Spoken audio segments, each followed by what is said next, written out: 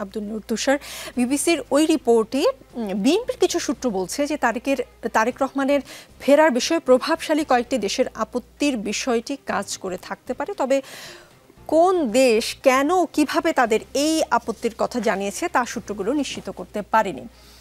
রাজনৈতিক বিশ্লেষক মহিউদ্দিন আহমদ বলেছেন যে ফেসবুকে তারেক রহমান যা বলেছেন তাতে মনে হয় দেশে আসার বিষয়টি তার নিজের উপর নির্ভর করেনি এবং আরও অনেক ফ্যাক্টর আছে যার উপর তার নিয়ন্ত্রণ নেই। উইকিলিক্সের ফাঁস হওয়া প্রতিবেদনে তারেক রহমানের বিষয়ে যুক্তরাষ্ট্রের আপত্তির বিষয়টি সামনে এসেছিল এবং যে যাই বলুন না কেন ভারত ও যুক্তরাষ্ট্রের নীতির পরিবর্তন না হলে তারেক রহমান দেশে ফিরবেন কোন ভরসায়। বাংলাদেশের রাজনীতি অনেকটাই নির্ভর করে ভারত ও যুক্তরাষ্ট্রের চাওয়ার উপরে। মহিউদ্দিন আহমদ বলেছেন 1/11-এর সময় কিছু ব্যাপার ছিল, তারেক রহমান এক ধরনের মুচলেকা দিয়েছিলেন। খালেদা জিয়াও বলেছিলেন যে তারেক লন্ডনে পড়ালেখা করবেন, রাজনীতি করবে না। আমরা জানি না সেই অঙ্গীকারের মেয়াদ শেষ হয়ে গেছে কিনা, তিনি বাংলাদেশের পাসপোর্ট নিয়েছেন কিনা তাও পরিষ্কার না। মহিউদ্দিন আহমেদের বিশ্লেষণ নিয়ে কোনো আপত্তি, দ্বিমত, সহমতের জায়গা আছে কিনা? আমি প্রথম একটা কথা বলি, সেটি হচ্ছে যে রাজনীতিবিদকে রাজনীতি করব না এরকম মুচলেকা চাপ প্রয়োগ করে নিলে এই মুচলেকা আসলে আইনের দৃষ্টিতে বৈধ না। কেন?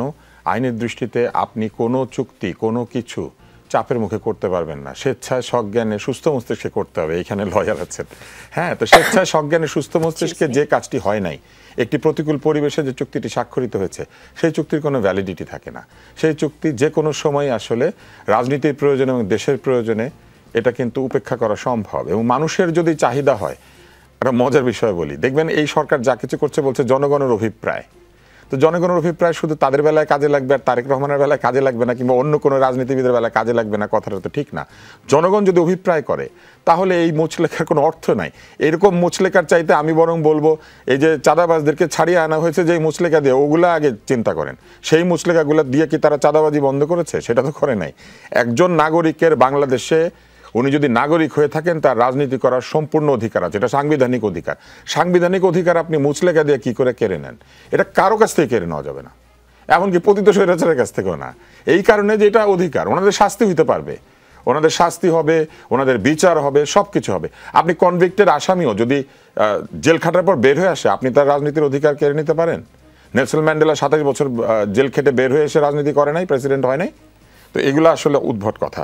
দ্বিতীয় কথা হচ্ছে একজন দলের নেতা আর একজন দলের নেতা যার সম্ভাবনা রয়েছে ভবিষ্যতে একটি সরকার গঠিত হলে সেই সরকারের নেতৃত্ব দেওয়া এবং তার সঙ্গে দেশের নেতৃত্ব দেওয়া, এরকম একজন নেতার চলাফেরা আসলেই কিন্তু তার নিজের উপর নির্ভর করে না।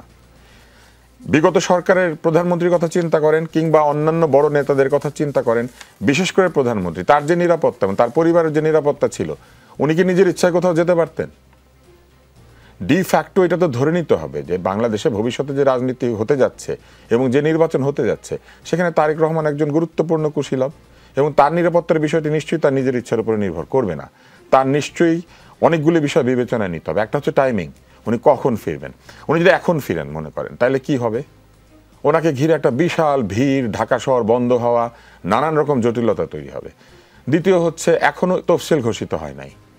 ধরেন উনি ফিরলো, তফসিল ঘোষিত হইল না, কেউ তফসিল ঘোষণা করলো না এবং না করে বসে থাকলো, তো উনি এইখানে কি করবেন সারাদিন? এই মানে কি বলে এক ধরনের মৌখিক এবং অন্যান্য লড়াইয়ে তিনি ব্যস্ত থাকবেন। ফলে নিশ্চয়ই কোনো একটা টাইমিং এর ব্যাপার আছে। তাছাড়া এমনিতে চিন্তা করেন না, উনি ওনার অসুস্থ মাকে দেখতে যাবেন, কিন্তু আপনার কি মনে হয় দলীয় নেতা কর্মীরা তার পেছনে পেছনে এবার কি আর ঘিরে ফেলবে না? উনি বের হওয়ার সময় একটা ভিড়ের মধ্যে দিয়ে বেরোতে হবে, ঢোকার সময় একটা ভিড়ের মধ্যে দিয়ে ঢুকতে হবে। ফলে নিশ্চয়ই টাইমিং একটা ইম্পর্টেন্ট বিষয়। দ্বিতীয় হচ্ছে মায়ের প্রতি সন্তানের ভালোবাসা। এইটা নিয়ে প্রশ্ন করার কোনো সুযোগ আমাদের কারো নাই। মা সন্তানের যে ভালোবাসা সেটা তাদের দুইজনের। এটা কি সম্ভব যে মাকে তার সন্তানের চাইতে অন্য কেউ ভালোবাসবে? তার দলের লোকেরা, দেশের অন্য লোকেরা, বিরোধী দলের লোকেরা, ফেসবুকে যারা সমালোচনা করে তারা? ডেফিনেটলি উনি যদি ফিরে না আসে তাহলে নিশ্চয়ই সেই রকম ভ্যালিড রিজন আছে। এই জায়গাটাতে আমাদেরকে বিশ্বাস করতে হবে। তার উপরে দেশের দায়িত্ব দিয়ে দিতে লোকজন আস্থা রাখতে পারছে, তাকে ভবিষ্যতে নেতা হিসেবে বলতে পারছে, আর উনি বলেছেন ভ্যালিড রিজন আছে, তারপরে তাকে খোঁচাতে হবে যে আপনি বলেন কি রিজন, বলতে হবে। নিশ্চয়ই সেটা প্রকাশ করার ক্ষেত্রেও তার কিছু রাজনৈতিক সিদ্ধান্ত রয়েছে, তিনি কতটুকু বলবেন এবং বলবেন না। দ্বিতীয় হচ্ছে পরিবেশ। আসলেই কি এই মুহূর্তে বাংলাদেশে যতক্ষণ পর্যন্ত নির্বাচনের তফসিল ঘোষিত না হচ্ছে ততক্ষণ পর্যন্ত প্রকৃত অর্থেই আমরা গণতন্ত্রের পথে নিশ্চিতভাবে যাত্রা শুরু করেছে এটা বলতে পারবো। ফলে তফসিল ঘোষণা তো খুবই ইম্পর্টেন্ট একটা বিষয়। তৃতীয়, আমি যেটা বললাম নিরাপত্তার বিষয়ে কিন্তু তার দল এবং তার যারা ঘনিষ্ঠ ব্যক্তি তারা কিন্তু অনেক দিন থেকে ব্যবস্থা নিচ্ছেন। ফলে সব যন্ত্রপাতি, সব ইকুইপমেন্ট সবকিছু এসে পৌঁছেছে কিনা, যারা তার নিরাপত্তা দিবেন তারা পরিপূর্ণভাবে প্রস্তুত হয়েছেন কিনা, আমরা তো সেটা জানি না। আপনি যদি আমাকে চিন্তা করেন, আমি একজন রাজনৈতিক বিশ্লেষক হিসেবে, তা আমি তো জানি না, তাহলে আমি কিভাবে মন্তব্য করি?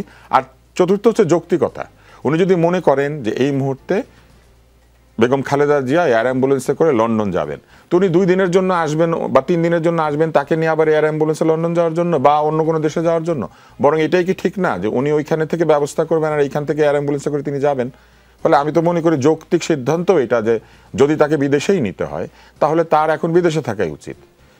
আর তারপরে আসেন, একজন নেতাকে তো সবসময় তার মায়ের চাইতে, তার সন্তানের চাইতে, তার অন্যান্য সকল আত্মীয়র চাইতে দল এবং দেশকে বেশি গুরুত্ব দিতে হবে।